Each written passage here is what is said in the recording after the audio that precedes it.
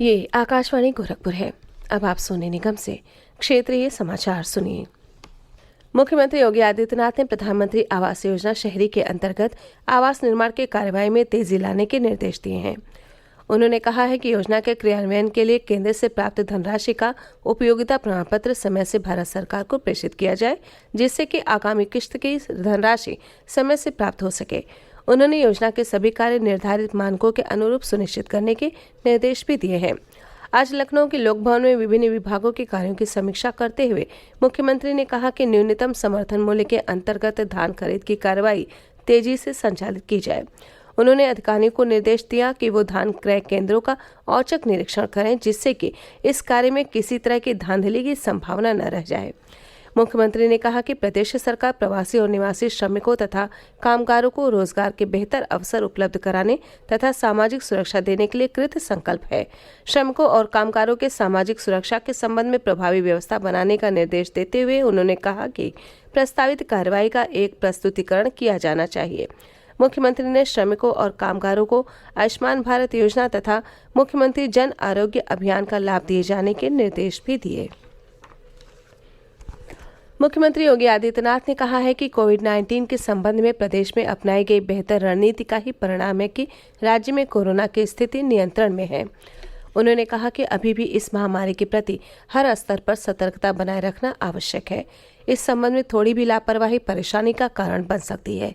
मुख्यमंत्री आज लखनऊ के लोक भवन में अनलॉक व्यवस्था की समीक्षा कर रहे थे।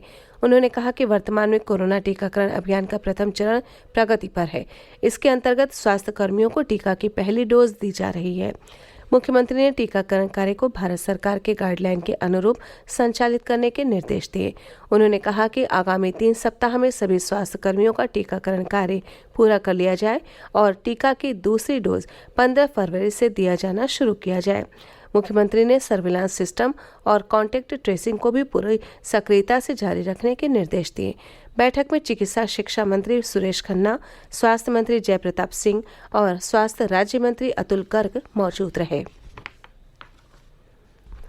केंद्रीय शिक्षा मंत्रालय ने कहा है कि वर्ष 2021 के लिए संयुक्त प्रवेश परीक्षा जेईई और राष्ट्रीय पात्रता परीक्षा नीट के पाठ्यक्रम में कोई बदलाव नहीं होगा।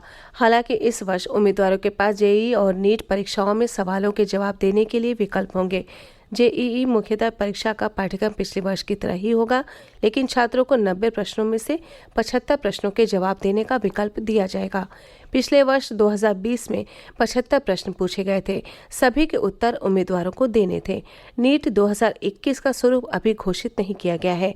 हालांकि देश भर के कुछ बोर्डों द्वारा पाठ्यक्रमों में कमी करने के मद्देनजर नीट 2021 प्रश्न पत्र में जेईई मेन की तरह विकल्प भी होंगे। केंद्र सरकार ने हर वर्ष 23 जनवरी को नेताजी सुभाष चंद्र बोस की जयंती को पराक्रम दिवस के रूप में मनाने का फैसला किया है। संस्कृति मंत्रालय द्वारा जारी अधिसूचना में कहा गया है कि नेताजी के अतुल्य योगदान और राष्ट्र के प्रति उनकी निस्वार्थ सेवा की याद में ऐसा किया गया है। नेताजी सुभाष चंद्र बोस की 125वीं जयंती पर 23 जनवरी से इस पराक्रम दिवस को शुरू करने का निर्णय लिया गया है, जिससे राष्ट्रीय और अंतर्राष्ट्रीय स्तर पर उनके योगदान को याद किया जा सके।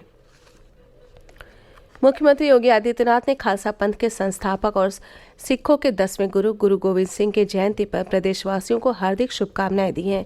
आज लखनऊ से जारी एक बधाई संदेश में मुख्यमंत्री ने कहा है कि गुरु गोविंद सिंह ने समाज को सत्य, न्याय, धर्म और भलाई के लिए प्रेरित किया। उन्होंने अन्याय और अत्याचार के विरुद्ध आगे बढ़कर समाज का नेतृत्व किया। मुख्यमंत्री ने कहा कि गुरु गोविंद सिंह ने उपेक्षित वर्ग के लोगों को समाज की मुख्य धारा में सम्मिलित कर सामाजिक समरसता का वातावरण बनाने का उदाहरण प्रस्तुत किया।